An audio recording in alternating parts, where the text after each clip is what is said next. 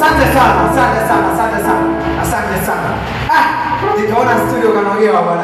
Unaongea wapi? Anasema hapa ya sahi keki kuliwa hapa. Kuna wakati niliwe. Creator. Wale walikuwa Kiingereza. Creator sio? Mbunifu. Innovator. Yes. Asante. Sasa kama kama na hivi hapo unaweza kuelewa. Lakini kwanza una hivi. Lakini kuna hivi tu.